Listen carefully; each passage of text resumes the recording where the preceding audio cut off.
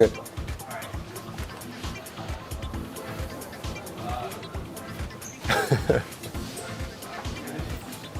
All right.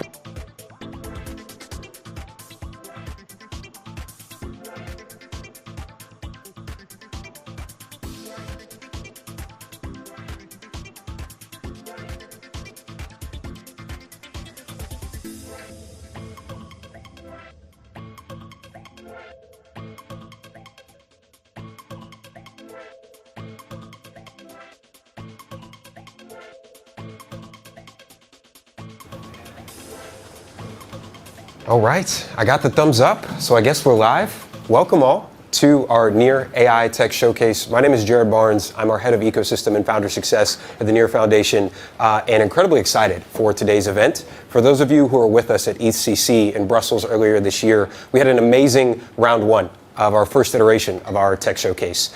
So if you're back with us again, welcome. If this is your first time, welcome. You're really in for a treat. We have a packed agenda today, so I'm actually going to quickly get out of the way and let our first speaker here come up. But to briefly give context on this event, why we're even hosting this, where this is even coming from. For us at Near, AI is not just a feature, it's actually core to our product. We're building an AI native ecosystem and working with a number of teams at all layers of the stack, whom you're going to hear from today, which we're really excited about. We also have two esteemed members of our Near AI team, one of our co-founders as well, who you'll hear from. And more importantly, as we have been growing and scaling this ecosystem, there are two big partners that we're really excited to introduce today. So I'll give some suspense to that, but going to hear from them later on as well. But first and foremost, thank you all for coming out. I'm actually going to go ahead and turn it over to our first speaker, Pierre, who is an engineer as part of our Near AI team, to give you a little bit more context about our big picture vision when it comes to AI on Near, what specifically the Near AI team is working on, and this vision behind user-owned AI. So let's give it up for Pierre. I'll get the,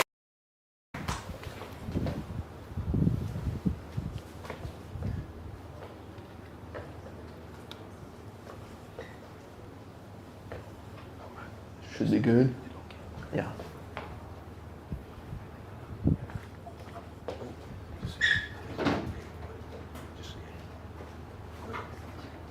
Okay. Yeah, perfect. Thanks for the great intro, Jared. Yeah, so today I want to make a quick case about user-owned AI and why we should all care about it. So my name is Pierre Le Guen. I work with Near AI for a few months now. And so first thing first, what's like user-owned AI, to give you a quick definition. So right now we all rely on centralized AI providers to do all our inferences, model training, We also give them all the data they need for the model training and all this kind of stuff. And so here the idea is like we should really lower our dependency on them, because if one day they want to close access, we are in trouble. So yeah, I will do a bunch of different use cases, and I will cover like data sets, benchmarks, models, or agents, and try to give you, each one of you, like a quick definition of what it really means. So the first use case is I have a friend working at ETH Zurich. She was a research assistant. And so for a few months, she was basically tasked to do like annotations on like different images. So she would have an image of different cells, and she would have to annotate what they were looking for. So she would spend months and months and months to do this, to create like a data set. But as some of you may know, to do like model training, you need a lot of data. And so we, as one researcher, there is no way that you have enough data to create like a proper model that really makes good predictions. So what they've done at ETH Zurich, they contacted other research groups, and together like they gathered a good enough data set, and then using a third-party provider, they did the model training, and then this third-party provider will do the serving for them. So once the training is done, given a certain model architecture, this third-party provider basically gives the access to the model, and then so like everybody relies on this third-party provider. And then when other research groups wants to join like the fun and had some new data, they have to email everybody and find like how it's like set up right now. It's like very complex process and tedious. It takes weeks and weeks for a supposedly easy process. And so I want to offer a new paradigm. So basically here is like, so you have again these 3 research groups. Together they put the data set in some like decentralized like storage where like everybody can contribute and just like add the data set here. And so it's like a normalized, like easy to access and decentralized place where everybody can add the data. Then once all this data is gathered, they do the model training or fine tuning. So let's continue with the researchers. Depending on the university, you might have clusters in your university, but most of them don't. So you would still need to rely on a third party. But here the paradigm is different because like the API is very standardized. So it's for the user, it's very easy to switch providers based on their needs. So once the model is trained, you have to do some benchmarks. So benchmark is basically a way for you to tell if a model is good or not at a given task. And so here, an example, I took like another research group, and basically they want to do some benchmarks for cell detection processes. And so they would have a new benchmark specialized just for this. And so with this approach, it's very easy for anyone else to come and being able to evaluate different models for like with different benchmarks. And then you have also the guy, like a new research group coming in, adding data points into this data set. And so it's like a very open process, and everybody can read the data, and it's not like nobody can shut it down basically. So just now to speak more about data sets. So quick definition, data set is basically a collection of examples. So this is used by different like AI models to do the training. So basically you ingest a data set, and then it's gonna basically train on all the data you gave it. So right now the current approach is by all these centralized parties like OpenAI and Gemini, Google, Microsoft, Meta. It's like, so they contract third-party providers, and then so these third-party providers are paid to do a given data set. And of course this company are for-profit organization. And so these for-profit organizations are really incentivized to increase the margins they get from the monies they got from this OpenAI, for example. And so this, like, what it means for the people doing the annotations, like they're paid for the quantity of the data they're providing and not really on the quality. And also, like, these providers, for these data set providers, they use like people from countries that are not paid a lot. So it's like kind of unfair. And here, if we take a second approach of crowdsourcing, it's where, so you open a pot, and let's say you are willing to spend $1 million on a given data set, and then like all the community can contribute to, given that you have the knowledge for it. You can add new data points, and also what like this provides is like it's very good for data quality, because then you can do like peer reviews of the given data points. Let's say someone adds the data at a given time, someone else will come afterwards, maybe he will come to double check, and if it happens to be that the data point is wrong, the person providing the data before gets slashed using different mechanism that could be decentralized. And here the paradigm changes really on you are paid based on quality and not quantity, which is very important in AI, because for model training, basically the most important is usually the data set that you give in input, as input. Now, so about benchmarks. So benchmarks, so quick definition, is like basically a standard test, or it could be some, not standard, but like a bunch of tasks that are used to evaluate a model. So basically you give an input, you have an expected output, and then you run all these benchmarks on a given trained model. And this way you can determine if a model is good at a given task or not. So you can, for example, this cell detection model, you give it a bunch of different cell problems. It could be cancer, it could be whatever.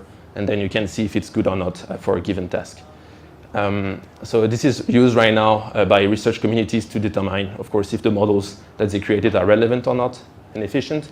But right now it's a very tedious process also, like it requires a lot of knowledge, how to create these benchmarks, and even where to like store them, how to share them with the community, or even like companies have like closed source benchmarks to check a bunch of different things. And so here it's very easy for the community to come, add new benchmarks, add new examples, even like create small benchmarks for a very specific task.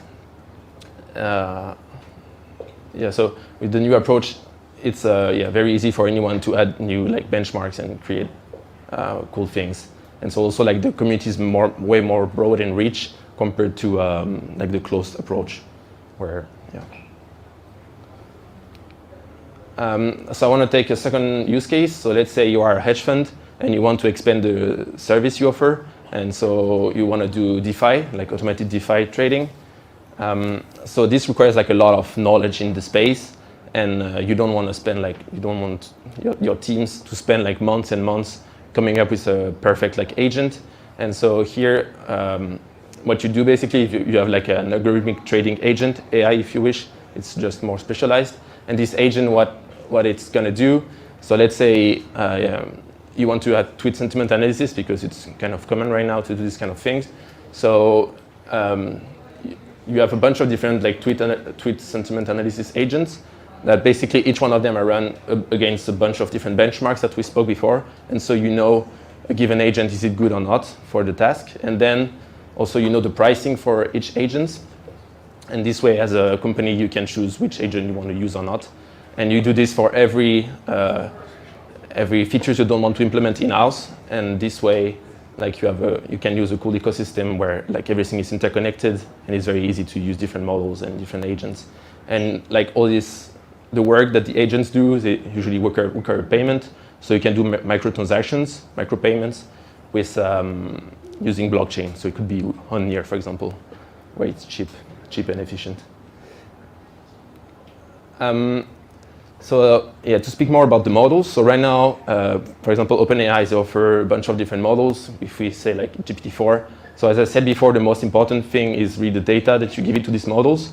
So these companies contract companies to do the data set for them. They all come with different biases, because like OpenAI don't want, like they have a lot of, for example, investors, and there are some things they're not allowed to say, or they don't want to create like any politic problems. So they come like with a lot of guardrails and this kind of thing.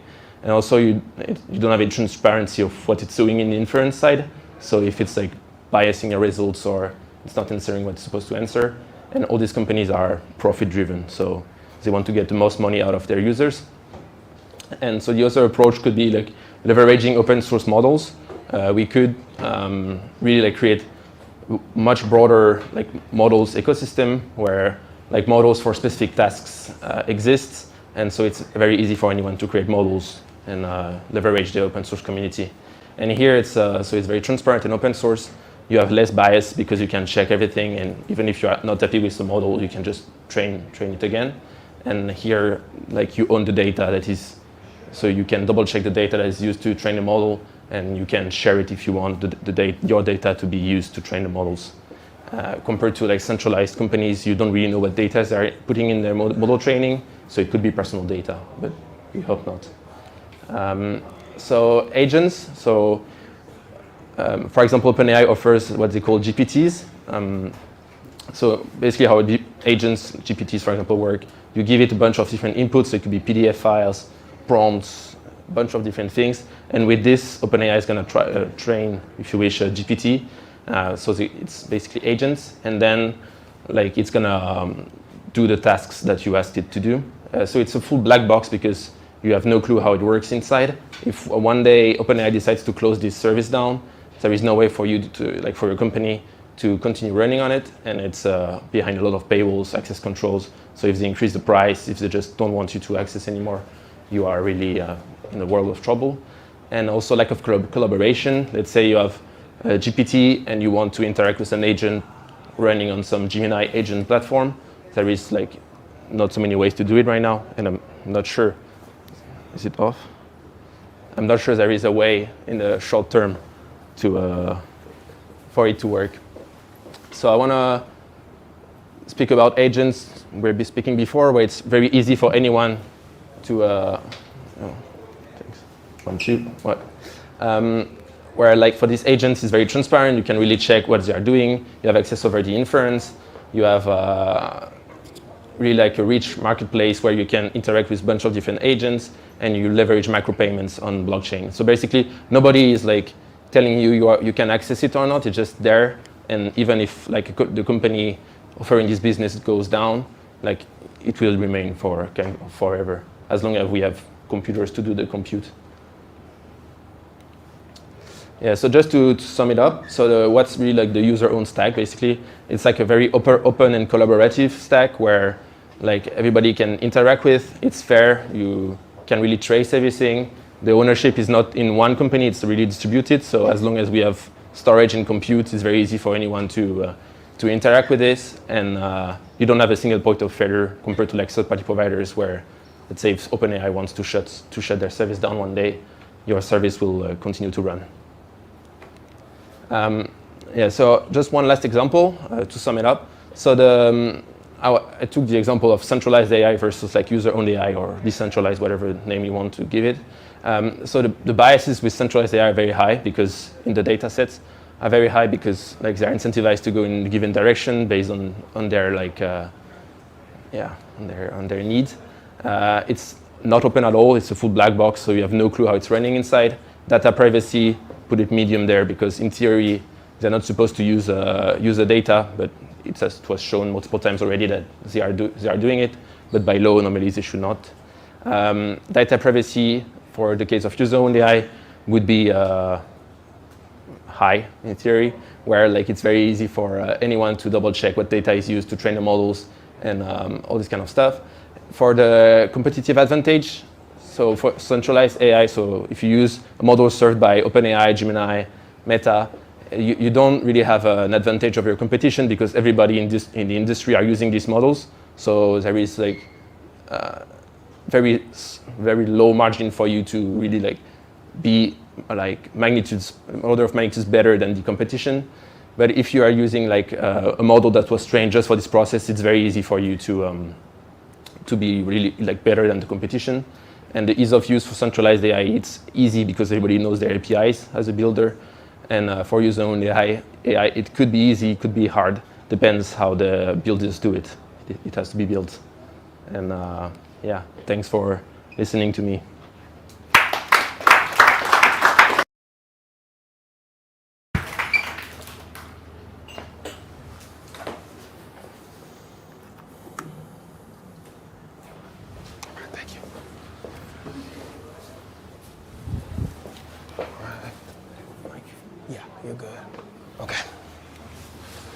All right, folks. Well, can we give it up for Pierre one more time?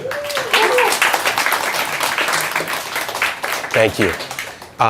Incredibly excited to make everything Pierre just shared real and go into some rapid fire demos of projects who are building some of the exact use cases that he just mentioned. However, before that, we do have two big announcements that have been in the works for some time as we've been growing and scaling our AI ecosystem. The first is an incredible partnership with a company called Aethir. She's here in the back. If you could come up, very, very excited about this partnership. One of the things that we've meaningfully thought about is how do we scale one of the most valuable assets that exists today in the context of AI, and that is compute. And Aethir will be our preferred compute provider for our upcoming accelerator program and more broadly to our ecosystem. And so wanted to have She's up here a little bit just to share some more about the vision for Aethir, what you all offer to founders and projects as well.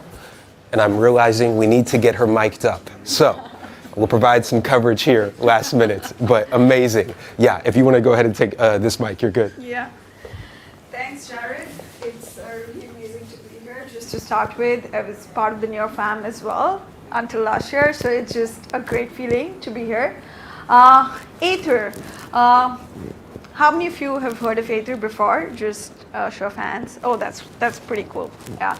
So we're solving for the GPU scarcity problem, to be very honest, and we're kind of building GPU decentralized marketplace, an enterprise-focused GPU marketplace, essentially for helping AI and gaming companies out there by aggregating GPUs from telcos, from enterprises, from data centers, from data mining operations, and kind of plugging it into our compute marketplace, right? There's a huge GPU scarcity problem. Also, there is an underutilization of GPU capacity.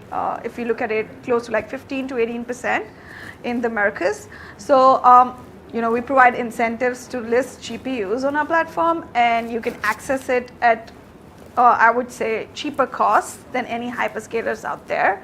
With this partnership, essentially what we intend to do is provide help and onboard newer startups to our ecosystem, both Near and Aethir ecosystem through compute credits. If you were to go into our marketplace, it's pretty straightforward. Think of it as entering a restaurant, looking at a menu and ordering in, right? So you just select what kind of GPUs, what type, for what duration, what location. And instead of a credit card, you use ADH to kind of pay the transaction. And on the supply side, if you want to contribute GPU on a network, it's pretty straightforward as well. It's like a 15-minute API call integration, and you just need to stake ATH, right? So pretty straightforward, very excited to partner with Near. I see like a huge overlap with the kind of startups that we support and kind of Near AI is pushing, and happy to kind of support through ecosystem activations, through compute credits, any sort of support on the infrastructure side. So in case you guys are interested in looking for GPUs, you can find me at the back after the end. Yeah. Thank you, Jared. Amazing. Thank you so much. So folks, the takeaway is if you need compute, please find Siege. But again, thank you. We are so excited to be working with you all. So that is partnership number one. However, there has been some more in the works as well. I'm realizing I'm blocking our screen. I get so excited I mess up the screen here. The second partnership is, as we've thought about meaningfully, again, scaling our AI ecosystem, how might we work with the best in the space who can bring in expertise to meaningfully engage with founders and projects. So we actually have, I think, a good chunk of the entire Delphi Labs team here. If you all want to be able to come up front and get slowly mic'd up. Looks like we got Kevin here as the sole representative. Thank you. We're going to get you mic'd up real quick. And as Kevin is getting mic'd up, I'm going to slightly stall, but give some coverage here.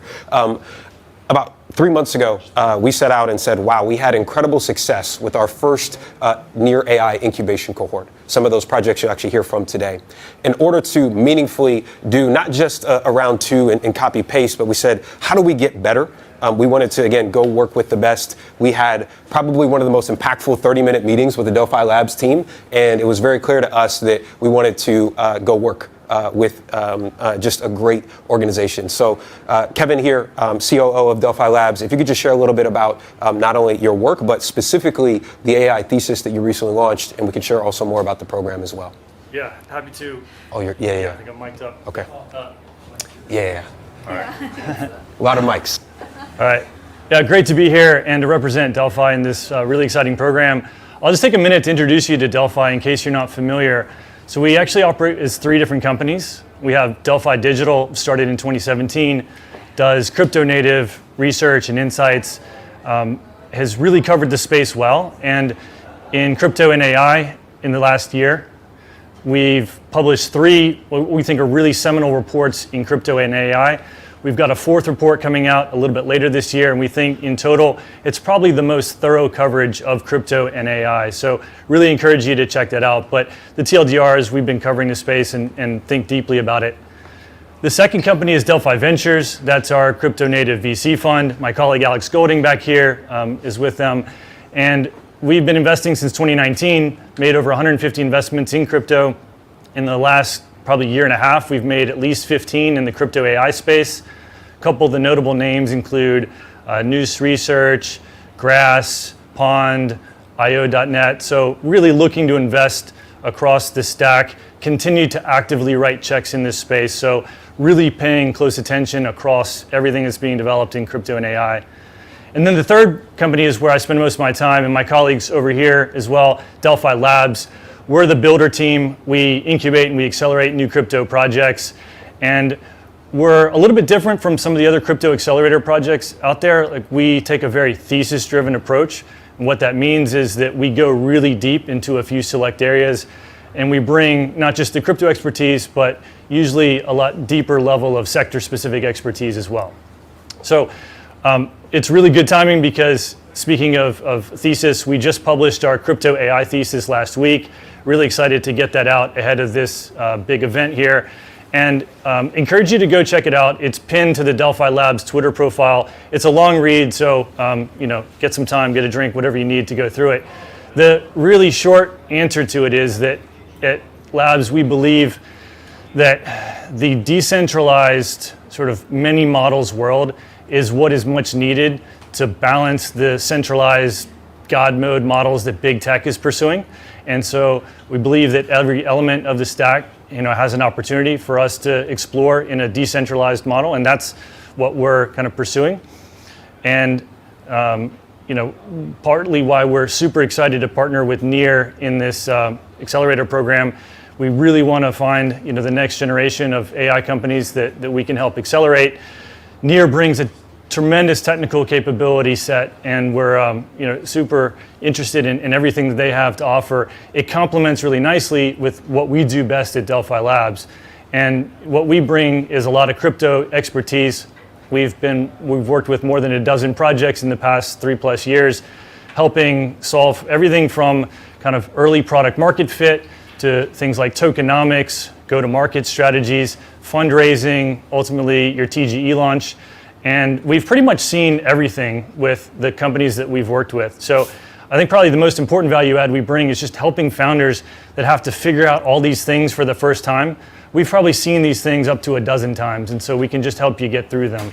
So that's why we're excited to be part of this. I think it's a really powerful combination when you bring together what Near offers and what we bring to the table. So if you're interested in the program, come find me, Luke, Redphone, Sage, my colleagues over here. Happy to talk more about it.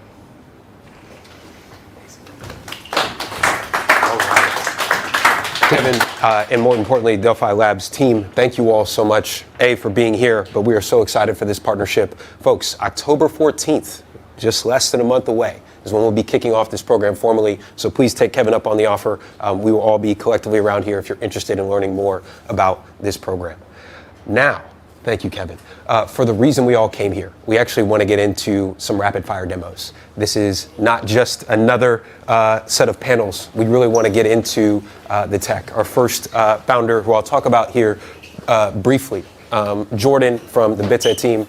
Just kidding, no Jordan from the Bitte.ai team. Slight adjustments to the agenda. We're going with Bob at Questflow. Thank you for the heads up. No, we're good, we're good. Always a lot of moving parts. So I'm going to talk about Bob from Questflow first. Thank you, Jordan, for being here. You're coming up next. We met Bob from Questflow about 4 months ago in San Francisco, one of our Bay Area-based founders. Really, really excited about what he is building in the agent space. If you just go ahead and unplug there, yeah, you'll be good to go. What he's building in the agent space, particularly in the context of productivity, I won't steal his thunder. I'll let him share a little bit more specifically about that as well. So, Bob, take it away, man. Thank you for having me. Hold on. Great. Right, nice meeting you, everyone. My name is Bob, co-founder and CEO of Questflow. What we're building is, as you can see, is a next generation AI agent economy, very echoing what Nir was talking about. We want to create a multi-agent ecosystem where we orchestrate multiple AI agents to ask them to form a group and then actually take actions on your behalf. And then we distribute incentives to these AI agent creators, supporters, and the community members. So without further ado, let me show you the product. Actually, I was warned that probably I should do a recording, but it's not as exciting, so let's see what happens. So before we jump into what we're doing, let me show you how many agents that's currently in our market. Because agent is a very vague term. So in our sense, we see agent as the agent in the matrix that can actually take actions on your behalf. So some of the agents within our ecosystem are more data focused, like Hacker News, GitHub trending data, OKLink. All these data agents can get data sources from specific sources. And some of the others are more action-taking ones. So we work with Slack, Notion, Gmail, Google Calendar. All these agents can actually take actions on your behalf, not just giving you information. So for this demo, what I'm going to show you is something related to Nir. So for example, I copy and paste some of the commands. One example that we use very often is token price monitor, but as we know that we use Telegram mostly. So what we can probably do is, as a first try, you can talk about, okay, what is the token price of Nir? In this case, what our multi-agent orchestration framework going to do is, first we're going to understand user intent. Second, we're going to find out within the agent market which agent can solve this problem. So in this case, it's going to be OKLink, which is the OKX agent that can get the token price. Then it will take a little bit of time. Then what's going to happen is it will start a new task, which is having the Nir token price query for you. Then it will get the latest token price of Nir. This is just one, this is the first step. The second step going to be, okay, I already get the price. Then how about send the token price to Telegram? So what's going to happen in this case, that's why a lot of people are not doing this, is we're going to start figuring out the context, what's happening beforehand, and then actually sending the message to Telegram. But for any action-taking agent, there's a problem, is you need to handle different authorizations, handle different missing parameters across multiple platforms. So that's where Questflow comes in. So we design our own multi-agent framework where we help you to figure out where is the missing parameters, what Telegram needs, and then we can fill in this information. So in this case, as you can see, we'll say, okay, you can fill in the chat ID and then you can get the message. So we already get, we build a bot for you. Let me copy it. And then you can type in. As you can also see that we are probably the only one that's all natural language. So you don't have to know any code. You can just talk about what you want to do across multiple platforms. And our multi-agent framework will start working for you on the spot. So it takes a little bit of time. Then as you can see, the token price of Nir has been sent to Telegram. And that takes a little bit of time. Then the Telegram bot will receive the message right here. So this is one example. The other example that I want to show you is not only we can handle messaging apps, we can also handle a lot of SaaS tools. So in this case, I have another demo. You can just talk about, okay, I want to post a Nir ecosystem blog post about AI and Web3 on Notion, which is very regularly used in our daily workflow, and also it's useful for SEO as well. So some of our customers do is they will say, hey, like every day, based on some news, post a blog post for me on my Notion, and then use that for SEO purposes. Then in this case, as you can see, we found two different agents. One is the Web3 information aggregating agent, and one is Notion agent. But as you know, Notion is very complicated. You need to handle Notion authorizations. You need to handle which Notion databases will be written in, and where do you want to put the blog post. So what we're going to do is, in all natural language, we're going to ask you to authorize us the Notion as a tool.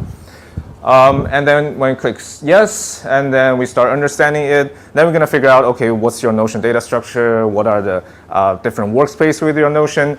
And then we're going to ask you to pick which specific database you want to post the thing. So you're going to just click confirm. And then our multi-agent start working, basically getting the information, drafting the blog post, filling all the data within Notion, which is the title, the description, the body, and also actually posting it for you. This is more like a one-time task that it's more for demo purposes, but everything can be set up in an autonomous way. So you can just say, hey, like every day send me a message, or every time there's a certain criteria getting met, making sure that you are posting things on Notion. So it takes a little bit of time to get the magic done. So that's that. And before they complete the task, we also support multiplayer mode. So as we probably, like I mentioned, we orchestrate multiple agents, but we don't think it's a single player game. It's more like a multiplayer game.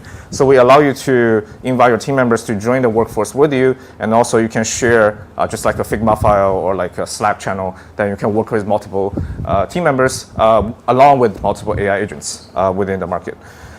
And some of the other ones that we support, it takes a little bit longer, so not waiting.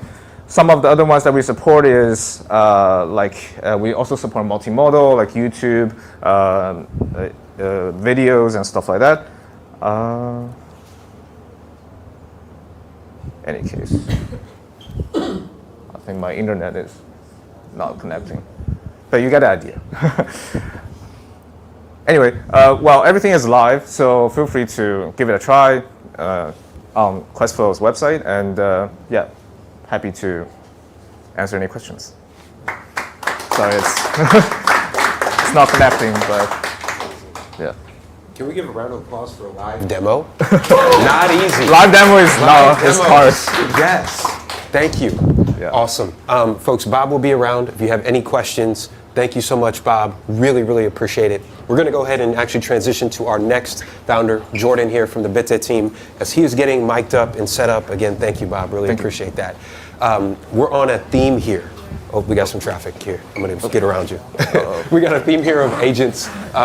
Jordan from the Bitte team is also working on agents in a really meaningful and compelling way. So one of the key questions and problem areas in space. You give an agent a wallet. What new behaviors are enabled? What new interfaces could you design? What new experiences could you create? Really, really excited about what they're building. He's going to also give you a live demo, a bit more on the crypto native side on what they're building on the agent side as well. So we'll give Jordan a second here. I can take your computer, get this plugged in, and we'll get him set up.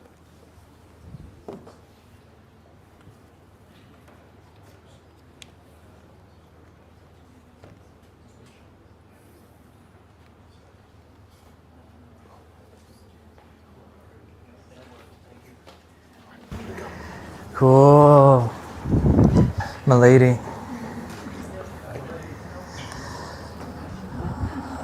Let's go. All right. Really honored to be here. It's such a pleasure. Thank you for hosting. And also, it's great to see so many familiar faces and new ones to meet today. I'm Jordan, aka Starpause. You can find me online. And I'm here representing Bitte Protocol, and everything I'm going to share, this whole deck is chocked full of good stuff, so go ahead and scan the QR code. You'll get yourself a near name, an NFT, and also access to the slides so that you don't have to take notes while I'm firing off all this great stuff. So if you've been around the Near ecosystem, you'll know that Bitte has been through a whole lot of different things. The amount that's been built under this brand is huge, and the new name allows us to take all of the really great stuff that's been built and bring it together in a really meaningful way. So what we're doing is providing a smart and simple way for everyday users to access crypto on any blockchain powered by AI agents. That's a big mission, so how do we break that down? We've got the onboarding and engagement, transaction facilitation, and our developer ecosystem that brings it all alive.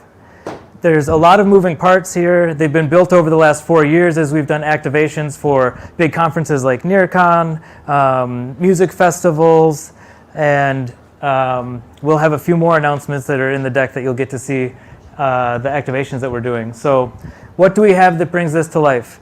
A white labeled wallet that helps build trust with users. Any brand can come in and white label the wallet so that when a new user comes in and lands in a wallet, they don't think, what is this weird thing? They see the brand that they trust.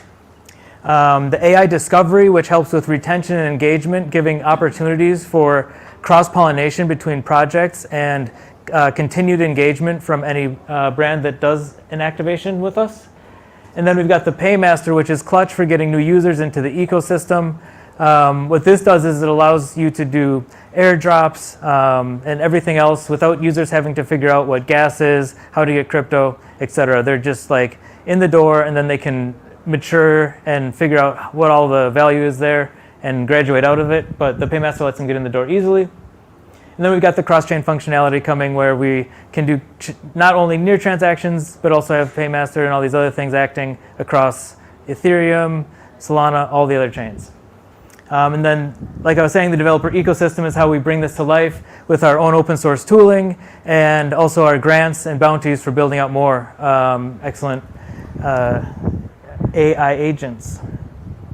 So I mentioned the AI wallet, or the white label wallet. Here is an example where we partnered with Near Foundation to enable the Internet Cricket Council to onboard tens of thousands of sports fans who really don't have any reason to be caring about crypto, but we did a loyalty system where they were able to come and participate in the international cricket games that happened, and it all felt like International Cricket Council.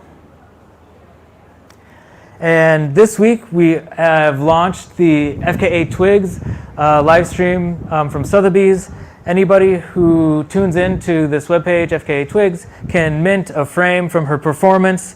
And if you're not familiar with Twigs, she's got millions of followers, and she's won Grammys, and she's a very controversial out there artist. She's a great fit for crypto, and it's a really cool community to be bringing into this space. She's doing a health tech performance over 2 weeks where she has 11 performers with her, and they're performing the whole time, 24 hours. And it's kind of like Fish Tank meets crypto. Anybody can tune in. You can do it right now and check out what the dancers are doing right there. And this is in collaboration with Indieverse.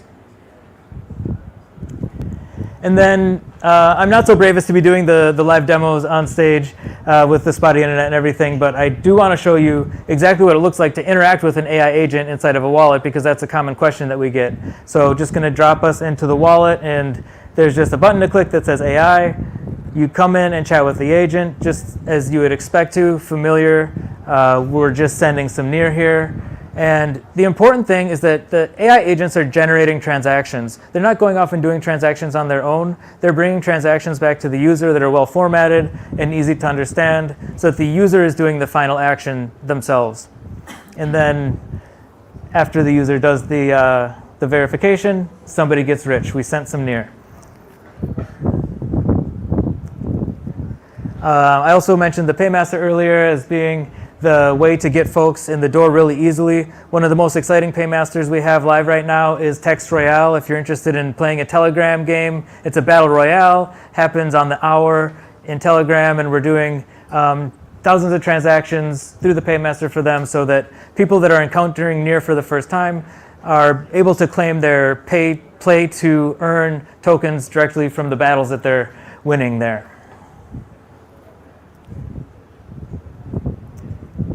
And kind of shifting gears to the developer side of things, the templates are where we have examples of how to integrate the wallet into your app, whether it's like JavaScript or whatever other technology you're using. We have a large list of ways of doing that. We also have all of the AI agents that we've built live there, and all of the agents that have been submitted by hackathon participants live there. So if you're interested in checking out agents, how they work, the nuts and bolts of it, and also if you want to submit one, this is the repo to clone, do your work, throw the PR at us. And that brings us to the hackathon. Where's that banner? Oh, there was a banner up here. Yes, yes, redacted. Definitely be there in November, but also the hackathon has already started, so get hacking on the agents. We're offering $3,000 per agent that is submitted, and our criteria are around the usual things like functionality, innovation, how usable it is in your documentation, but most important for us is the maintainability of these things. We've done so many hackathons where we've seen amazing things built and then teams just disappear and don't turn their projects into actual products and find success with them. So what we're really interested in seeing from teams is folks who are dedicated to building something meaningful and want to iterate on it with us as a partner. You can find the full details in a GitHub repo in the README that's on the QR code. We've got the README there, and you submit it on DevPost.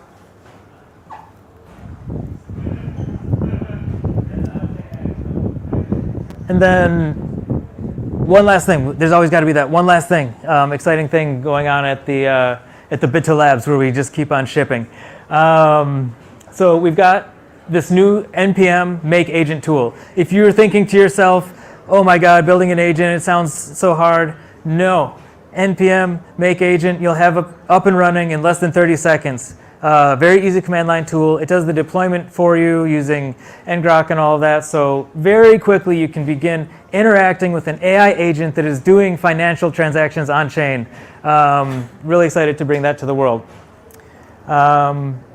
And yeah, that's pretty much it. Really excited to see the everything that gets built, and if there's any questions, happy to take those as well. That's it. Concise and tight. Thank you so much, Jordan. Really, really excited about what is happening in the agent space. We're going to do a short break. Am I interpreting you correctly? All right. I'm working on my lip reading here. I'm getting cues from the back. We're going to take a short break because we've had some amazing demos. When we come back, you're going to hear from a couple more teams who are building. We'll take a quick 15-minute break, and then we'll come back for round two.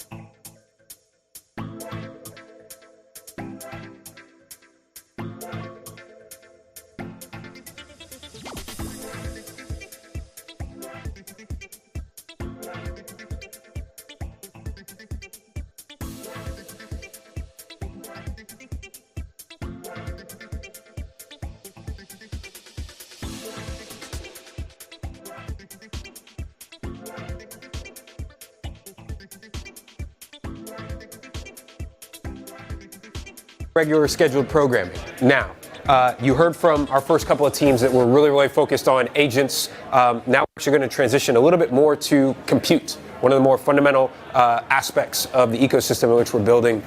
Jasper Zhang, co-founder and CEO of Hyperbolic, one of, I think, arguably our most dynamic founders in the ecosystem. Going to go ahead and turn it over to him to share a little bit more about what they're building through Hyperbolic.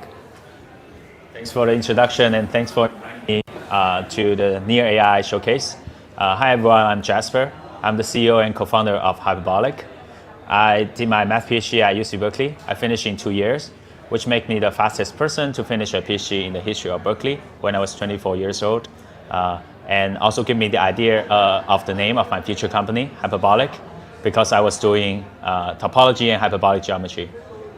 Before that, I graduated from Peking University with the highest honor, Student of the Year. I won a few gold medals in various mathematical competitions. After graduation, I worked at Citadel Securities and Avalanche before I founded Hyperbolic. So at Hyperbolic, our mission is that we want to democratize AI to bring open access to AI for everyone. We believe that AI is the most powerful technology known to the mankind. And in the future, it will be integrated with the most important systems like finance, robotics, social media, transportation, even your brain. And right now in the centralized ecosystem, there's no way that you can be part of the community to control the AI systems, and neither you have the chance to participate in these revenue sharing opportunities. So at Hyperbolic, we try to build an open AI ecosystem economy with our partners, including Near, of the people, by the people, and for the people, where AI infrastructure, services, and models are accessible, contributed, governed, and benefit all of you. So a lot of people have the same vision, but we're trying to currently focusing on the infrastructure layer and want to solve 3 major problems. First, we want to build a scalable system to utilize decentralized heterogeneous compute around the world. First, we're building the AI inference service, to which we call Hyperbolic Compiling Service, that can compile different AI models into various hardware backend, including CUDA for NVIDIA, ROCm for AMD, Metal for Apple, etc. And we can achieve very fast performance on AMD chips right now, and we provide comparable performance compared to centralized solutions like Together at any scale. In the backend, we also build our decentralized orchestration layer, which we call Hyperbolic Decentralized Operation System. So as long as your machines and clusters installed and run HyperDOS, your machines can be seamlessly integrated with our network, which allow users around the world to utilize and orchestrate all these computes across the world. And so once we already finished the backend, and we're doing some internal testing, and then very soon we'll invite developers to build different AI services on top. So besides the AI inference service, we will have AI training service, AI fine-tuning service, etc. And all of them will be utilized to support our Web3 and Web2 partners, including Near. And the second goal is that we want to ensure safety and verifiability in decentralized AI, because in a decentralized network, how do you actually trust the results actually correctly generated by a random third-party nodes? People mentioned about using consensus, using OP, using ZK to do this verification, but none of them is actually practical because consensus and ZK cost a lot of computation. And for OP, the finality is not ideal because usually you need to wait like 7 days before you actually know the result is correct. So at Hyperbolic, we invented a new verification mechanism called proof of sampling, which is a joint work with our advisors, professors from Columbia University and UC Berkeley, which is a sampling-based verification mechanism.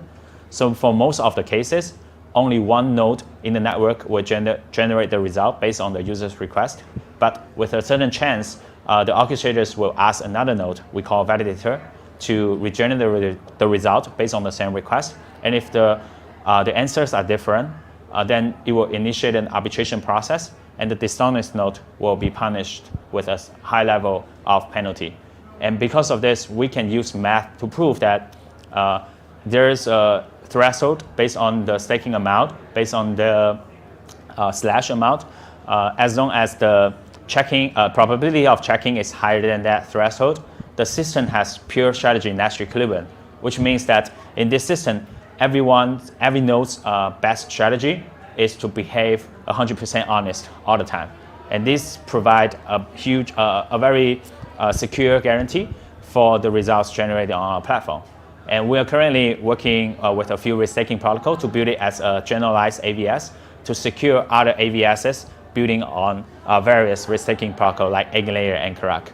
And lastly, we're trying to protect users' privacy, even if it's run by a random third-party node. And we're leveraging a TEE with our partners to solve the privacy problem.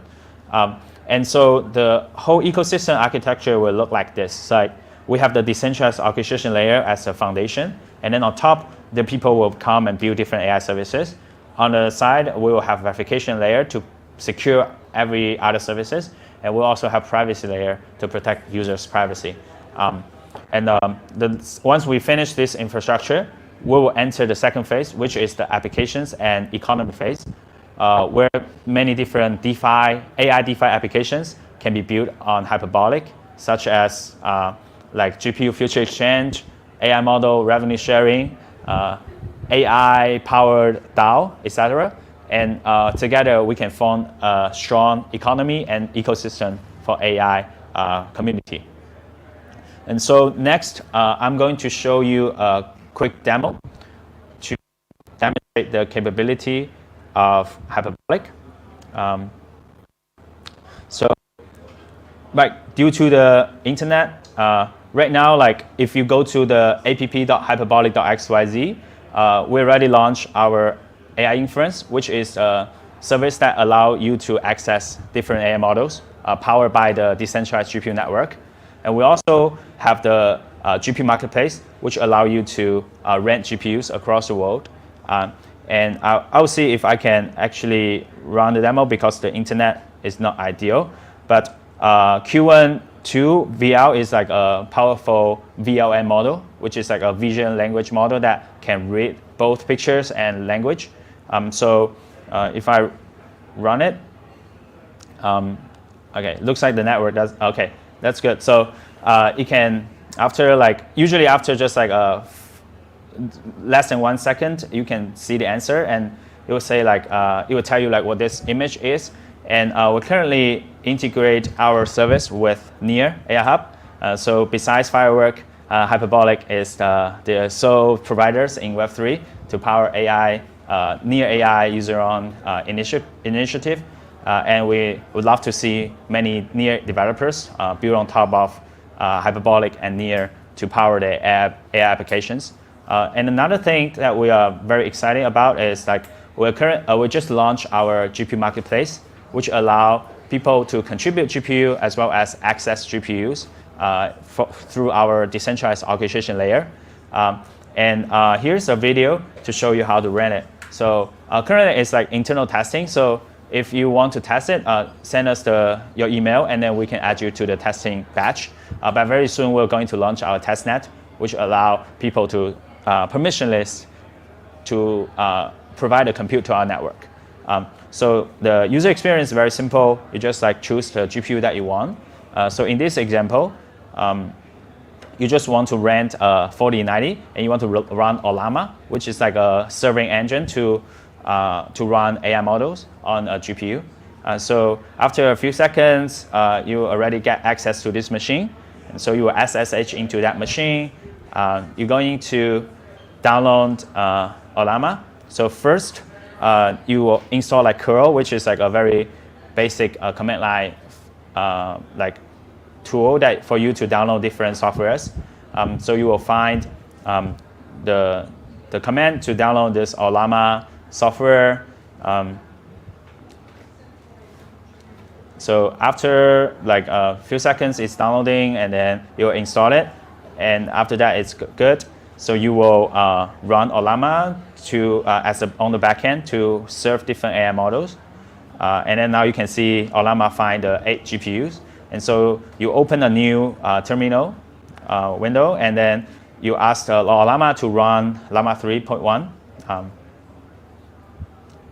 So it's downloading the Llama 3.1 model.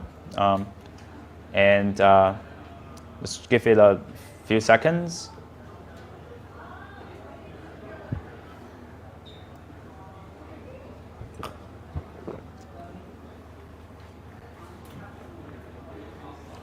Okay, so it's successful download the model. And now you can ask any questions that you want to this AI model. And so the goal of this is trying to show that like a lot of AI researchers and developers are kind of being restricted from accessing compute. They are kind of GPU pool. But with Hyperbolic, we're trying to build this like shared community that to make sure that everyone is no longer GPU poor, everyone is GPU rich, and they are able to build any applications they want, either in Web 2 or Web 3. So thanks.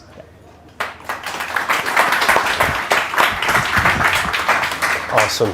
Thank you, Jasper. It has been great to work with the Hyperbolic team. We're going to have one of our final demos here from Tristan and Nillion. We're going to get him mic'd up, but as Tristan is getting set up here, thank you.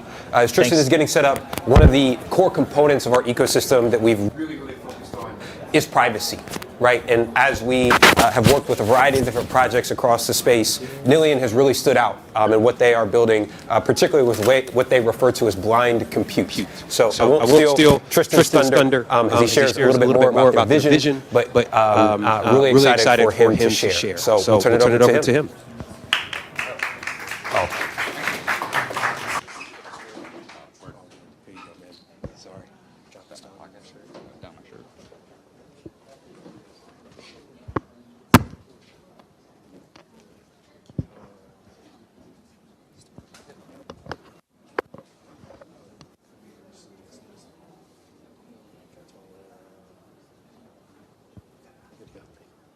Cool.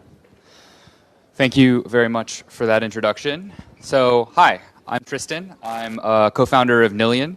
At Nillion, we're building what we call humanity's first blind computer. Blind compute is really a bit of a rebranding of privacy-enhancing technologies. We found that a lot of the time when you're talking about this new field of cryptography, a lot of people are actually hearing about it for the first time. And so it's not about trying to differentiate. It's about trying to convince users that this new type of cryptography can really lay the groundwork for a better internet and a better future. What we're building is a broad platform to make it easy for developers who are not specialists, not cryptographers, to build with privacy-enhancing technologies.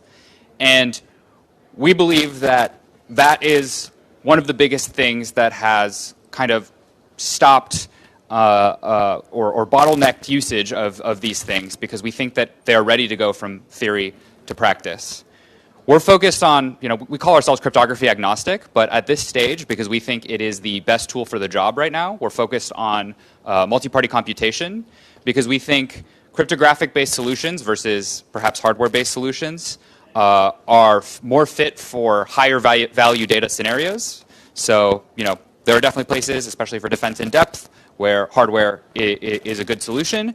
But for high-value data scenarios, especially like what we're going to be talking about today with, this is not. With AI data, PII specifically, we believe that cryptographic solutions are the key. So without further ado, I'll give a little overview of the network before getting straight into the demos. But the network exists as its kind of own entity. It has a coordination layer, but really we're partnering with chains, and it's been great to work with the team at Near to be able to bring blind compute, so blind compute and storage, to the dApps that are building on these ecosystems. And then we also have kind of our own ecosystem of apps that are building directly on us when they don't need that back end.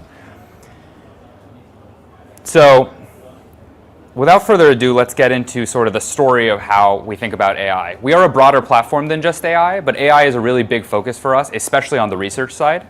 And we first came at this as sort of an intellectual research pursuit, and built some demos based on our platforms. And this is kind of one of the original demos.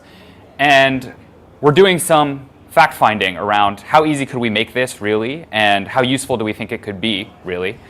And this was like one of the very first things that we made. It uses the classic MNIST model, right, for handwriting data sets.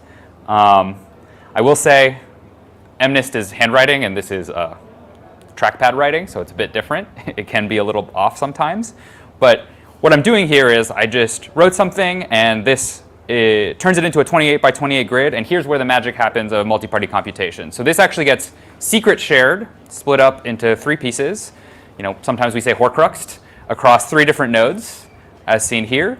And when it's across those 3 different nodes, you can actually blindly, as in none of those parties, none of those nodes, can see what they're holding or what they're computing, but you can still run something over it. So here we see it's predicting, and it predicted a 4.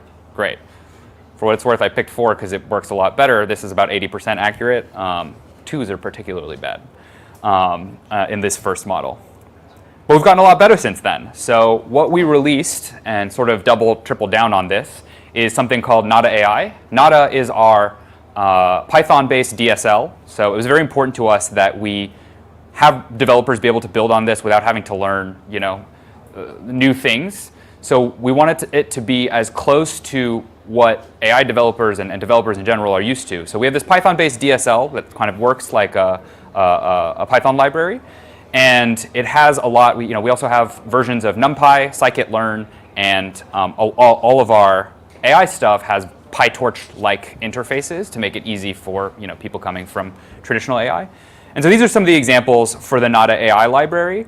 And this really unlocked lots of developers, and we try to make it as easy as possible in hackathons and when working with new teams to be able to use some of these things. So here's an example of some of the models that we've built just to kind of give people a starting place, right? You have convolutional neural nets, you have linear regression, classifier models, spam detection. And we've started going to hackathons with this and working on the DevX to try to get people to, even in the short time span of a hackathon, be able to create applications that we think, could already be useful. And we actually have 2 teams that we've signed up from the ecosystem out of the handful of hackathons that we've done that we're excited about what they're building. Here are just 2 examples from recent hackathons, which is why I bring them up. One is melanoma detection. So you can put pictures of melanoma, and it will, using a classifier model, train with some amount of accuracy, right? With these pretty small models, whether the tumor is benign or not, right?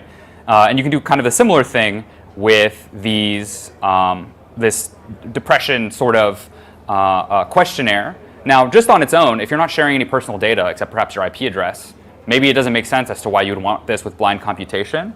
But the minute you start adding more PII to this, what if you start asking about location data? Universities are using this perhaps to do secure analytics across different majors and different types of demography. Suddenly, PII becomes very important, and this is exactly the kind of place where the more sensitive information, the more what we call high-value data you add into it, that's really where Nillion fits. And so this is a similar thing, right? High accuracy model over depression answers. So one of the things I said is important to us is DevX. And one of the ways that we've been kind of approaching the developer is by having these Python notebooks and this PyTorch-like functionality, right? And so we have a bunch of these. These are all the different things from the Masa.AI library that I presented before. Here is an example for spam detection. And it sort of walks a developer through, well, put in your GitHub username. Do you want to enable telemetry? Here's how you download all the pieces. Especially for a hackathon, we find that that's where a lot of people get stuck. And try to make it as easy as possible for them to get to the part where they're actually picking data sets, where they're training their models, and where they're doing blind computation, actual classification, or whatever it is, in a privacy-preserving manner. And I won't run this notebook because I think it doesn't exactly present well, but I can show you what it would look like with a more visual demonstration that we have, which is here. I'm loading the spam model, right? And I'm classifying it. Here, we have some examples here. I could also go to GPD or something. Well, I'll just use one of these. It's easier to generate sort of a legit message or maybe a spam-sounding message. Here, you're tokenizing the message. And then here, similar to before, right, you're kind of running that mask and classify function, right? So it's splitting up that message. So the nodes are storing it, don't have any access to it, and then it is running the model over them and sending out just the prediction result in the clear. Yeah, so that's sort of where we are in kind of our acceleration towards getting AI, private AI, blind computation into users' hands. And I briefly wanted to just go over one of the more exciting AI projects that's working in our ecosystem. Unfortunately, it's an iPhone app, so I don't really know how to mirror it on this screen. But they're still in test flight on the app, but they should be kind of coming to market pretty soon. And they are a great team, kind of with more UN kind of NGO background, and they're really into self-sovereign AI and specifically data sovereignty and sustainable monetization of people's data. So how does that work? Well, if you go into the app, it's basically, it feels kind of spooky. It's like a data farm, right? You go in and it's like, please allow location access. Please allow photo roll access. Please allow calendar access. Please, and the more you say yes, the more you earn, right? Okay, that sounds not great. But what's actually happening is that it is training a very simple model locally on the edge, on the phone, and then where Nillion comes in is that they're actually splitting that model up and sending it into the Nillion network. And then in the Nillion network, you have all of these not privacy preserving user models, but that the network, the infrastructure is blind to. On top of that, users can then give consent to run queries or train other models that are kind of privacy preserving, right? Knowing what you run on top of that could leak data. It's important that people are paying attention to what they are consenting to, and also that there's people who know what they're doing that are helping that out.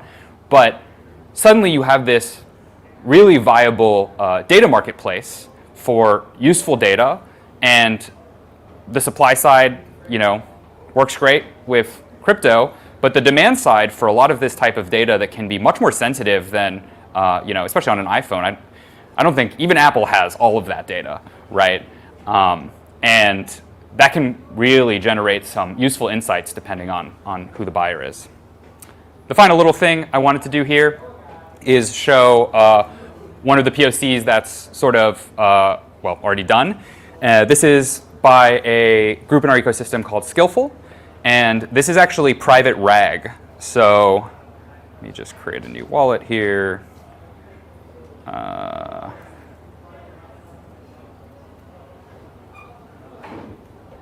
Cool. So what this will do, they're building sort of a bunch of LLM tooling, decentralized LLM tooling.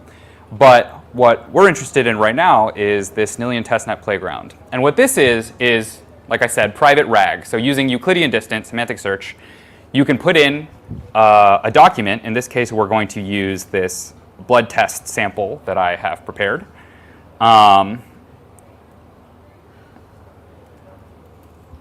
And it's stored in the network in a privacy-preserving way. Nobody can see that blood test, right? The trust is distributed across the network. You can then load it up as a source, and you can ask questions like,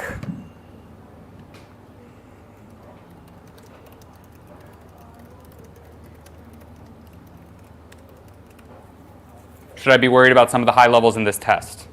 And what's happening in the background is the RAG is completely under privacy, picking out the pieces of that document that it believes to be the most important to the context, and leaving out as much as it can, right? And then loading that as context into the prompt. Now, I will note, we're not doing the LLM inference under privacy.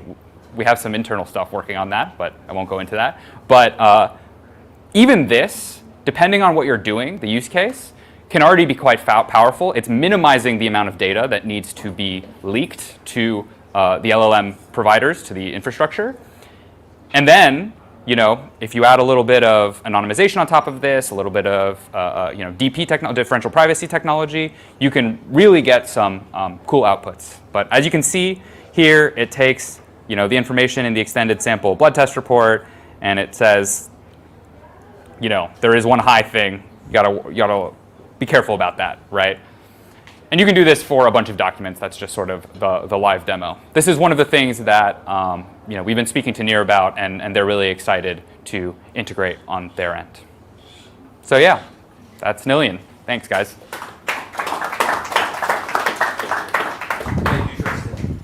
So folks, you've seen a pretty comprehensive scope of projects here, building at all different layers of the stack.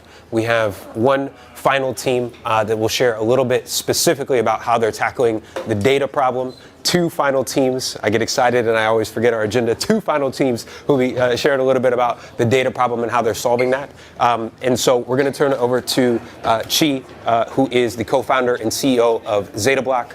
ZetaBlock has been around for a number of years, focused predominantly on data indexing, but now really focused on building out a more comprehensive AI platform that is able to leverage cross-chain data. So we'll give Chi a couple of minutes to get set up here, and then we'll turn it over to her.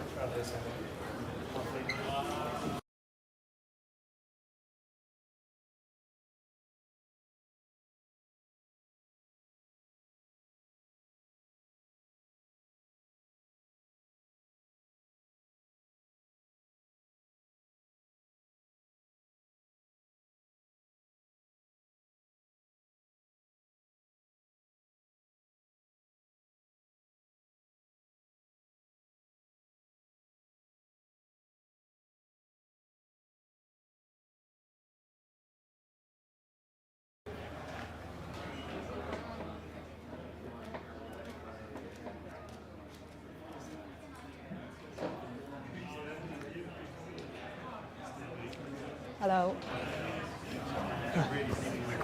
Oh, sorry. Thank you. Hey guys, can you hear me? Yes. Yeah. Okay. Thank you.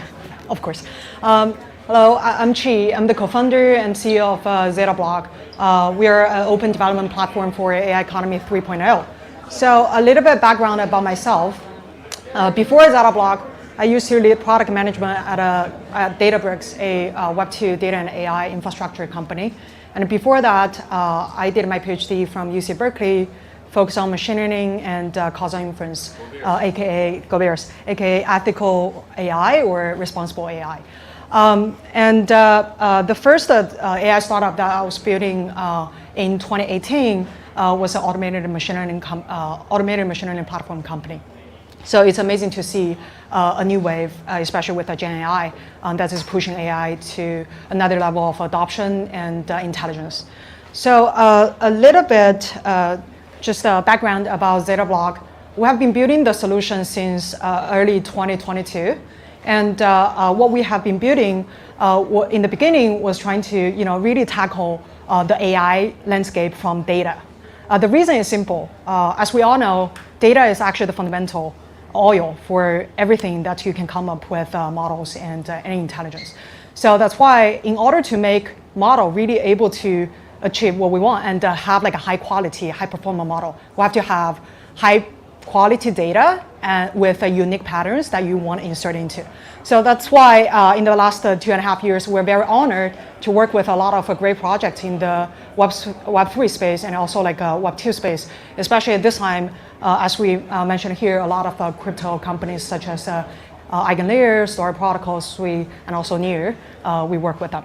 And a a little bit of context about what we are building. We basically build a open and trust-free AI development platform that enable guys to really foster a open and accessible ecosystem of data and models. So what does this mean? So basically, I'm going to give you a live demo later on to show you that how developers can prepare the data into the model-ready format, and then use that data to train the model on top of our development network, and then they can inference the model and use the model for agent building or like some applications building.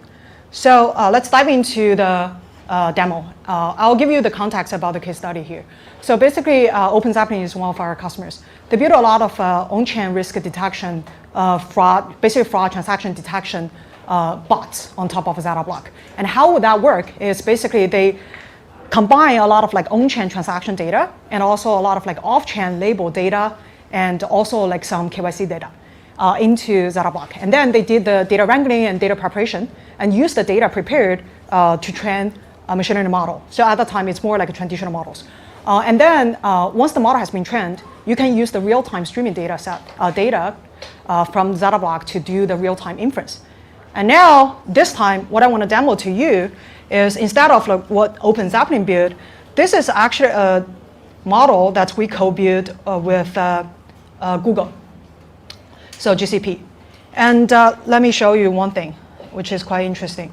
So as we all, some of you guys probably heard about this rag pull about like 200 days, like 7-8 months ago. So this is a rag pull that abracadabra money has been really like lost a lot of money. So we have this model, fraud transaction detection model, built on top of a transformer. So we basically fine-tuned transformer with a lot of like those unique labeled fraud transaction data. And here is just to show you, we can predict that this transaction is really a positive fraud transaction with a very high level confidence score.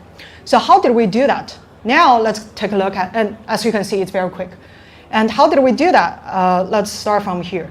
So this is the platform we already released to the public. Later on this year, we're going to release the AI development platform with a GA availability as well. So this is to show you that you can now turn any transaction data into model-ready format. That is basically turn any transaction hash to inner traces. And what does that look like? It's basically look like this. So we prepared the training data and test data. And this is like, for example, like the test data. With the label 1 means this is a positive fraud transaction. And then this is a lot of like label data. We actually collected from multiple auditing company partners that are willing to participate into building this cutting edge fraud detection use cases with ZetaBlock and GCP. And then basically after this has been prepared, now we can then go to the notebook to start building this model on top of the transformer base, which actually is a BERT. And we turn any unique transaction like address into like specialized token. So how did that do is we prepare the data to like split that into training and testing, and then tokenize the address, and then process the data. And now here is getting interesting. So basically we start training the transformer model on top of ZetaBlock network. Later on I will show you like the command line. And basically once that has been trained, and we publish the model actually to Hugging Face as well to show to people. And then you can do the inference, real-time inference on top of ZetaBlock, either using like a notebook to show or using API or like a terminal endpoints, just like what I showed on the terminal. And here, one thing, as you can see, if I am a developer and also building for a specific use case, what I want to really optimize this use case for is depending on the business needs here. So in the very beginning, we started with a model that has very high accuracy, but the recall is not necessarily high, which means that is not being able to detect the transaction fraudulent transaction well. But in this case, it's very important. I would rather have more fast negative, a false positive than false negative. Because if I have a lot for false negative, then that probably means I'm gonna really screw up my treasury or like the money that on top of my protocol. So that's why we iterate the model building a few times. And now, as you can see, the recall score has been improved from almost like 60% to 80%, which in this case, you can of course further improve that. And anyways, so the point here is, as you can see now, once the model has been building, you can use this model to do any prediction. So now let me do a real-time prediction here. We can go to Etherscan, and we can take a look at the latest transaction. So this transaction has just been pushed in 11 seconds ago, and we can take a look at this.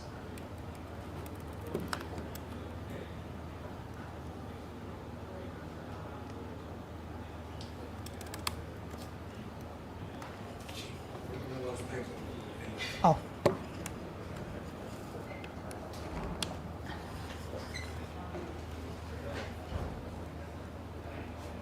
So as you can see, this is most likely a negative fraudulent transaction prediction, so which means we're good to go. And then also, this is just to. Oh, sorry, that's bad.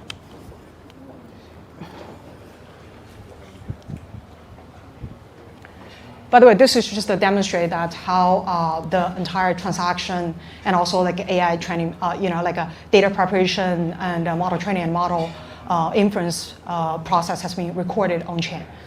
So this is just an example we demonstrate that how we deploy the smart contract onto an OP testnet to demonstrate how this works. So basically, as you can see, we can record all those transactions with a different type of smart contract that we define here underlying. We actually defined over 15 smart contract and protocols underlying to track each of the steps in this AI preparation, basically data preparation and model training and model inference process.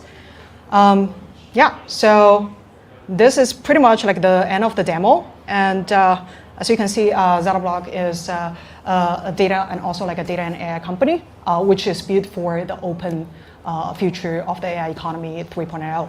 And reach out to us if you have any questions, and stay tuned. Our testnet is going to be launched in a month, and also there's a lot of exciting AI capabilities for developers to build on top. And the most good thing here is you will have exactly the same experience as what you used when you use like Databricks or like any scale together AI type of Web2 solutions to build models. But in the meantime, we can guarantee and track the provenance and attributions of the entire process on chain.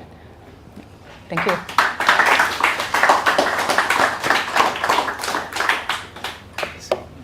Thank you. Awesome. Thank you, Chi. And thank you, folks, for bearing with us. I know this has been a lot of demos. We're going to close it out. We have our final founder who's coming up here, Brendan, co-founder of Masa.AI. Really, really compelling use case, and one of our data partners, specifically building a data monetization network. We met the Masa team at Consensus in Austin, Texas, in the US earlier this year, and we have been so excited to work with this team. Brendan, I think we got to get you mic'd up, so you'll be good to go. But this team, specifically in Masa, really aligns with our vision for user-owned AI. And particularly what they are enabling for everyday individuals to monetize their own data. So Brendan's getting mic'd up here, but we're going to turn it over to him here, our last demo for the day before our closing keynote. Thank you, folks.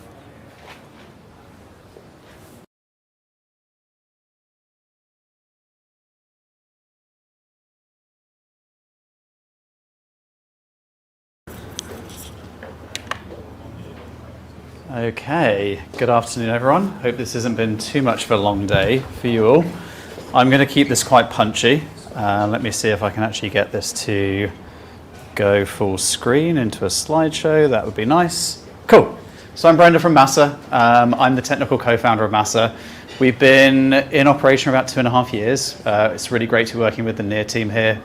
Really love what is being done with Nillion AI, and we've been building a fair AI platform that allows anyone anywhere in the world to both access data for free right now and contribute to the huge growing data set that is growing exponentially every day. And we'll dive into both what our data is, how we aggregate it, and we're going to show you a RAG agent that is built using specifically Twitter data today. So we'll be focusing on building unstoppable AI applications with our decentralized network and Near's AI Hub. I'll get my words in a moment. And what we mean by unstoppable is with decentralized technology, there's no kill switch, there's no off button. If you put a gun to my head, you can't shut down our network, no matter how hard you try or how hard you force me. And maybe you've seen this a bunch over the last few days, but I always like to start here. This is what we see as the fundamental building blocks of decentralized AI: compute, data, model and inference. And on the data side, you've got things like public web. Gated, we specifically unlock through scraping Twitter data, which has got huge demand in the Web3 space. And then this personal data, Apple's doing this on-device inference that's using like TEE or secure enclaves to make sure no data leaves, and you can get personalized AI in your device, which we'll all see over the next couple of months. So at Masa, we have this ecosystem of miners and workers that are fully decentralized. We essentially decentralize what Scale AI does, Bright Data and many of these other data scraping platforms. There'll be a bunch of people out there that say all the data has been scraped, but that's actually not true. Since I began talking, there is more data being generated, thousands, if not hundreds of thousands of web pages, thousands of posts. None of that has been scraped. So you're always going to need a constant feed of information that becomes the eyes and the ears of AI. Like, that's what we do. We enable eyes and ears for AI, make agents smarter, give them memory, and then unlock use cases like, injecting context into system prompts, doing RAG, retrieval augmented generation. If you want to get really fancy, doing LLM training or fine tuning, which is definitely more complex than the former.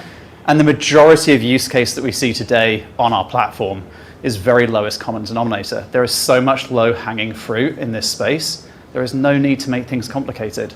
Simply give people data, allow them to create embeddings, put it contextually into the right context in an agent, and you're just going to get massive, high value for your end users and build products that users love.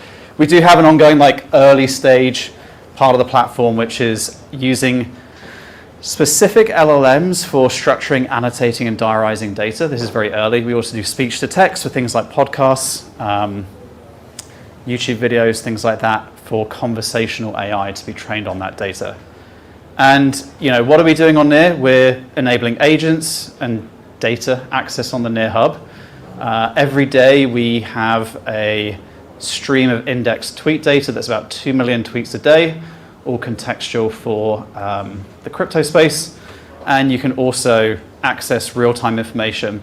But decentralized AI needs open, permissionless data for training models and giving agents memory. And today we're going to go through 7 minutes, but I'm going to skip forward the video. A demo of using Masa scraped tweets to create a crypto, it's actually a meme coin agent. This is a typo in my tiredness yesterday. They're going to use real-time and indexed tweets, can spot trends, and it can reason if you use it with something like GPT-01 or chain of agent like Logic. And we're going to be using LangChain, local version of Llama 3.1 running on my laptop, and the Masa protocol to make this all work. So here is my video. I decided not to do all this live. Your starting point in your journey for Masa is to go onto our GitHub repo, get up and running with one of our protocol nodes, use some of our tools like our Python SDK that allows you to use our CLI for scraping, go to our dev docs, and generally just get started and up and running.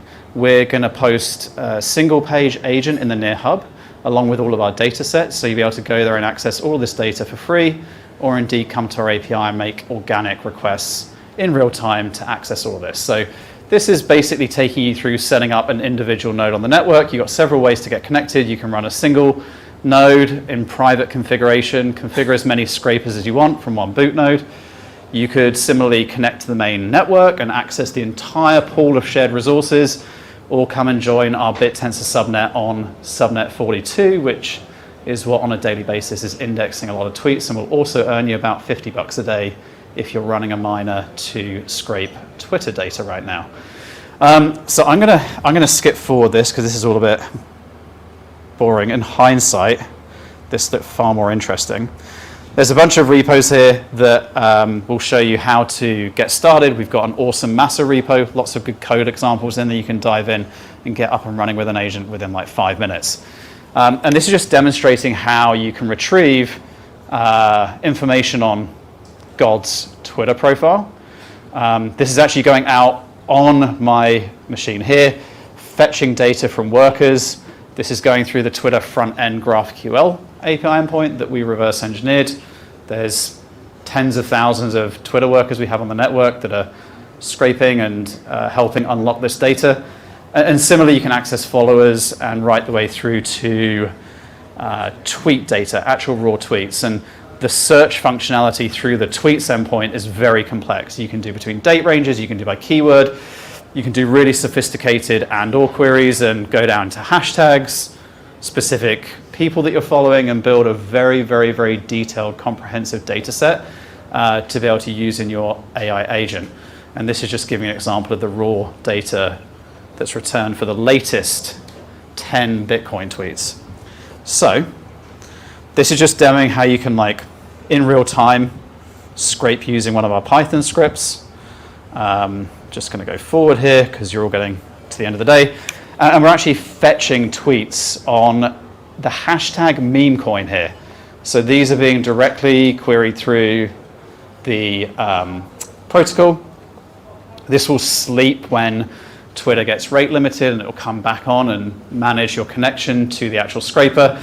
And from here, you can spin up very quickly a Streamlit application using LangChain. It will use their local embeddings. It will load these tweets that I just scraped. I actually did this morning. Forgive my lack of formatting here. I'm a back-end engineer, not a front-end engineer. We can then have a conversation specifically about the documents, the Twitter data. What we've done is we've taken the text field, we've merged that with the author of the tweet and the date, and we've then passed that through an embedding endpoint, which if I skip back, you would see this all being done in the command line, but I'm going to bear you the pain of watching command line prompts going through their cycle.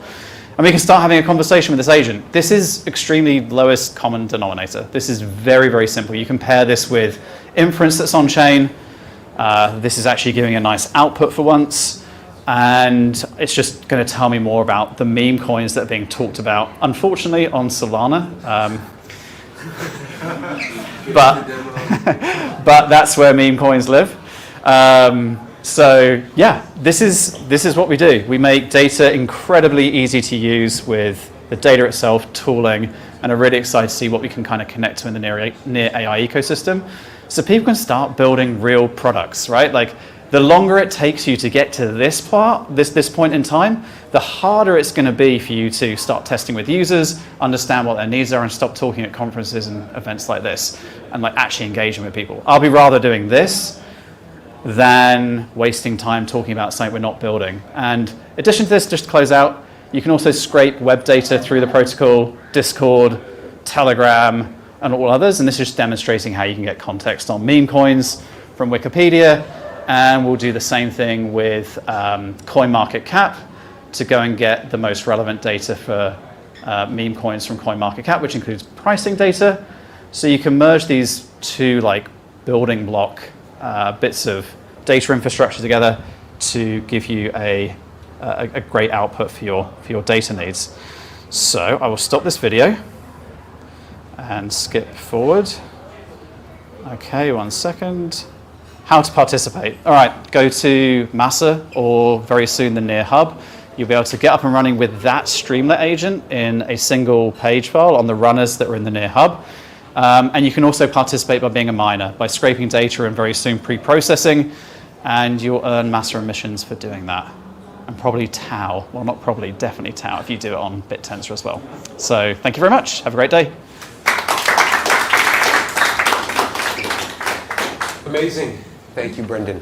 Folks, we are on the home stretch. Thank you to the faithful who have been with us through this experience. But you're in for a real treat as we close here with our final keynote. And just maybe to echo Brendan as Alex is getting set up here, a couple of things. You've seen a variety of different use cases across the Near ecosystem, which we're genuinely excited about. Thank you. That we're genuinely excited about. Yeah, we got to get you mic'd up. That we're genuinely excited about. And so hope you can understand that AI on Near is very much real. We intentionally did this as a more technical and product-focused experience and event, largely to A, not just have another set of panels, but also B, show and not tell, right? So we are really, really excited about how these use cases have been coming to life. And then lastly, just to introduce our final speaker here, Mr. Alex Skidnoff has an incredible background as a researcher and has contributed to the field of AI in some really compelling ways. And I think in the time I've been around Alex, one of the things I've admired most outside of his obvious research expertise is I have found there's actually very few people who are genuinely excited about the technology in this space. And to, I think, hear from Alex is a real treat, but also to hear his genuine excitement, I think is rare. So, Alex, in the spirit of showing and not telling, is going to share a little bit about some of the things that are happening, particularly through Near AI, and close us out today. So I'll turn it over to him, and let's give a round of applause for Alex. How are you guys doing? Good. Okay, I'm Alex. I'm from Near. Let's talk a little bit about artificial intelligence. Some of you might know, some of you maybe don't, but Near started as an artificial intelligence company. Both myself and Ilya, my co-founder, are coming from AI backgrounds. And earlier this year, we started this new effort, Near AI. The idea to start it was Ilya's idea initially.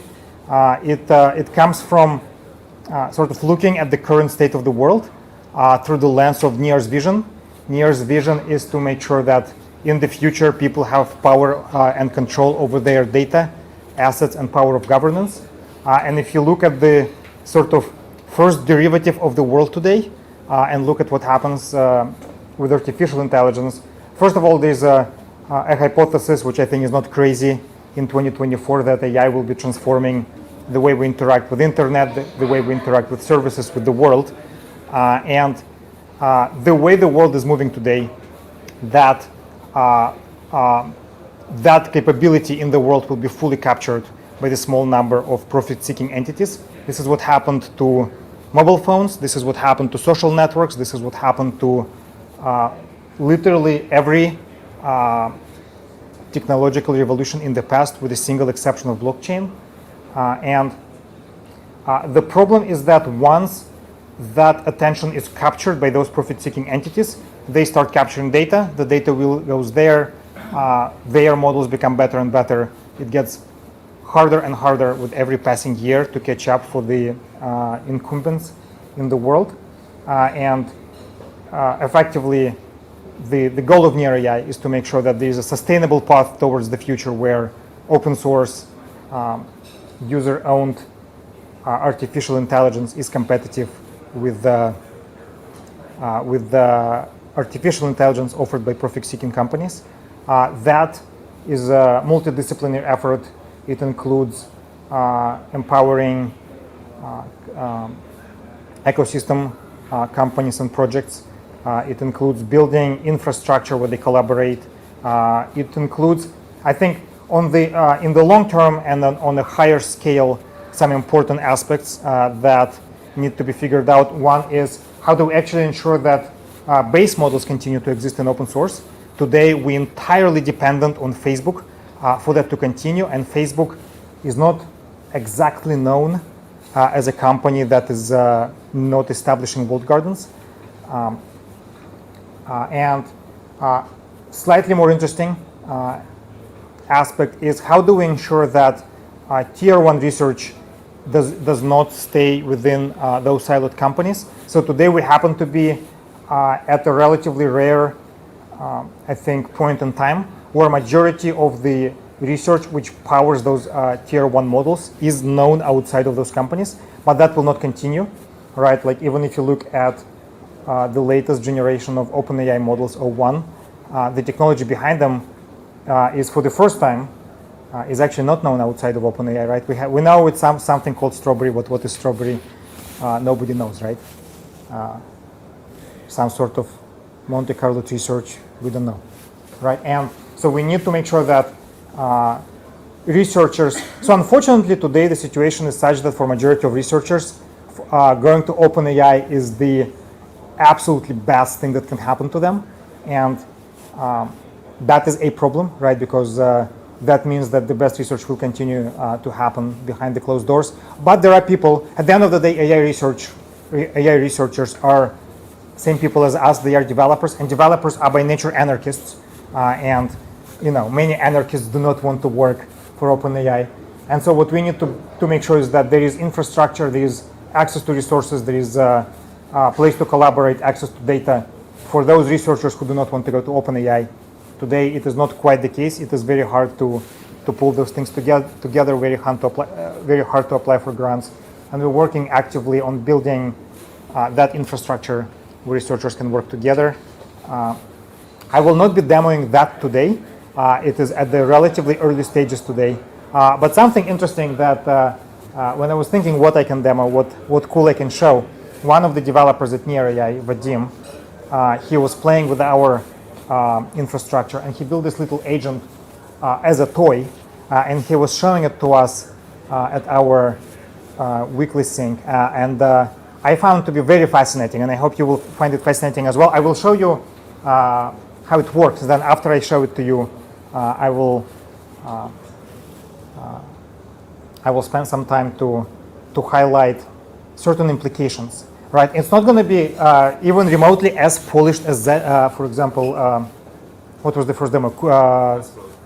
Yes, Questflow. I think Questflow was extremely streamlined, and I was thinking of my demo, and I was like, yeah, that's not going to be that's not going to be like that. So this is something that was built by a single person in a week on top of infrastructure that is barely existing today. So don't expect too much, but I think the thing is still going to be pretty cool.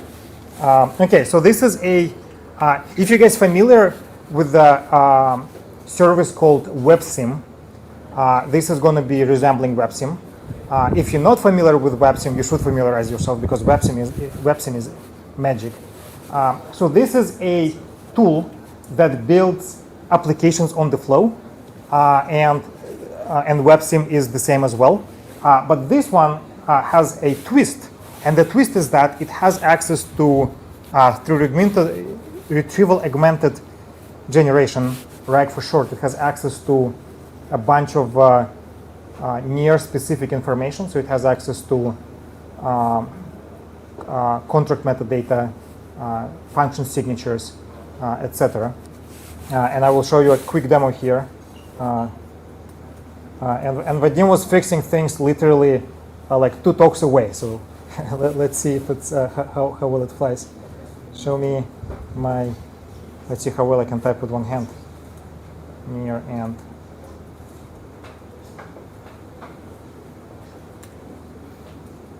Okay, let's go. So this uses something we call inference router. An inference router is a proxy that routes requests to various inference providers, right? So Hyperbolic is one of the backends there. It's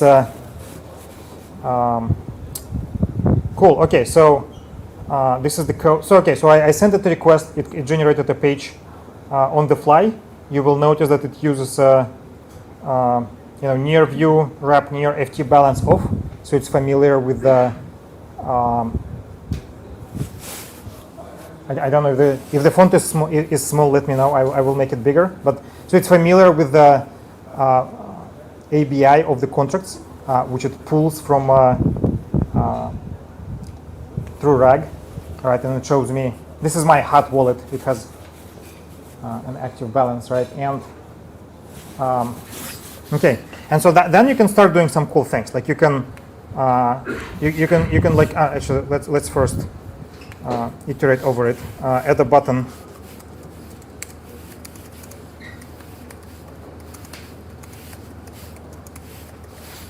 To wrap near.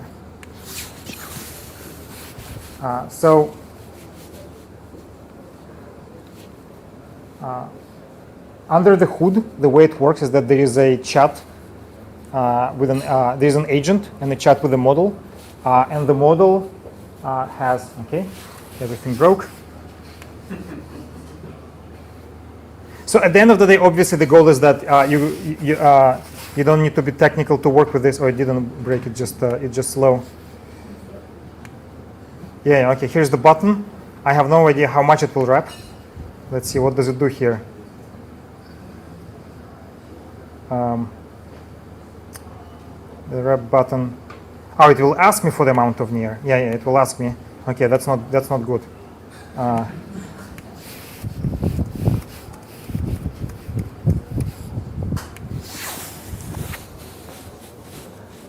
And so you saw I just did something in the context of an element, right? So the way the agent is instructed to work, and this is something we took from WebSim, is that it is instructed to give ID to every element, and then there's like a little thing on top of the interface that highlights elements. And when I entered something right now, it was in the context of the element that was highlighted, so the model knows what it needs to do, right? And so I don't know how much I trust the code generated by an agent. Okay, let's give it a try.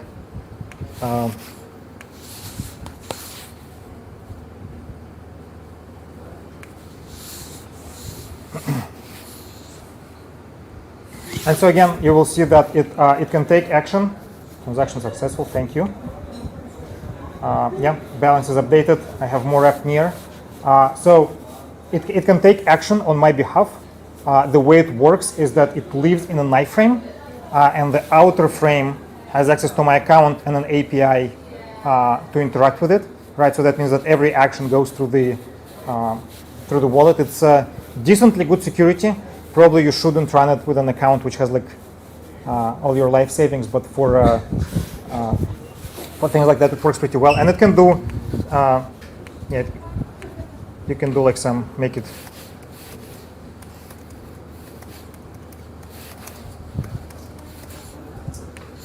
You can do some fun things with the, models are very good at doing front end because there is a lot of front end code online.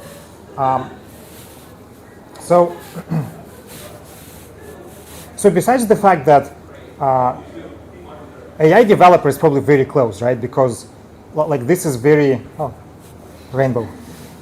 This is very, like I remember the first time I was playing with Devon. Devon was relatively slow and it like takes time and iterates, right? But this is practically real time, right? Like it took us 5 minutes to build a relatively simple application. And so the way I like to think about it, so in the short term, we will see a lot of things like Questflow, Bitte, where you can interact with an agent. Agent will be taking action for you in the chat interface.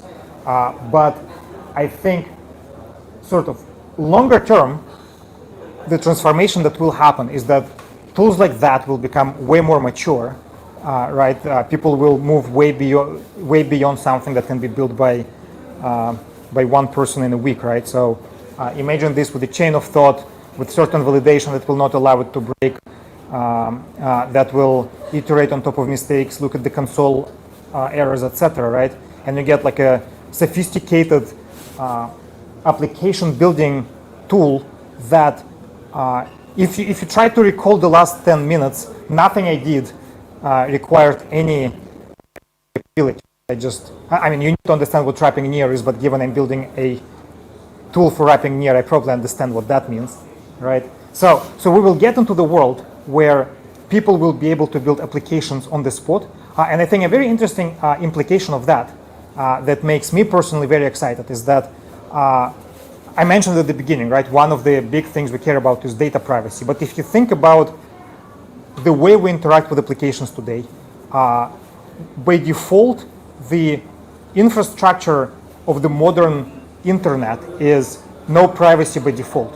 What I mean by that is that if you open a website, you really have to trust the developer of the website for your data not to go away. If you use like DuckDuckGo, or if you go to uniswap.com and try to swap, you have trust in the developer that the website is doing what it claims to do, right? So like things like private note taking or like private messaging, they all exist in the context of you trusting the developer. If you download Signal yes, Signal protocol is private, but how do I know that the application itself does not send the message that I just typed somewhere else, right? And even if I spend time to reverse engineer Signal, the very next upgrade that happens, it all goes to, it all disappears. But with technology like that, you can imagine that the world will be fully transformed into the state where companies do not provide you with an app itself. They provide you with an API which is documented, which lives in the system, right? And then you build an app for the particular use case you have today on the spot, right? As inference gets faster, right? A request was taking on average 10 seconds, right? So inference will be getting faster, right? Imagine that taking a couple seconds per turn, right? You will be, if I want to have an application which works on top of Signal API, I'm not going to be downloading Signal. I will be just saying, hey, I need an app which works with Signal. I have it locally. I know absolutely for certain that my data is not going anywhere. So I think this is very exciting, right? And it's also exciting from perspective of if you look at how the world was changing, like back in the day when I was little in college, I remember us like there was a protocol called ICQ, and the default client for ICQ was complete garbage, but people were using a thing called Quip, and Quip was sort of very appealing. It was like Telegram client today. It was very appealing to the masses, right? But for people who did not like it, there was another client called Miranda, and Miranda was like, you can do whatever you like, right? A bunch of plugins. It can look like anything you want. It can have any functionality you want, and that world sort of is over. Today, if I want to use Facebook Messenger, I have to use their bloated, unusable application. And if the person I talk to is on Messenger, I have no choice. I have to be doing that, right? Again, that will, technology like that will be changing it, because now I build application on the spot for my particular use case in the moment, and in the moment, that can be as powerful as I need it, as long as API allows it to exist. So I think this is very exciting, and we at Near we put a lot of effort into building this concept of AI developer. We want to see, I think in the short term, in the medium term, it will enable way more people building applications on top of blockchain, and yeah, it went to sleep. Yeah, okay, guys, I don't want you to go to sleep, so I will finish here. But I hope you're as excited as I am. I think it's a great time to live and great time to be a corgi. Thank you.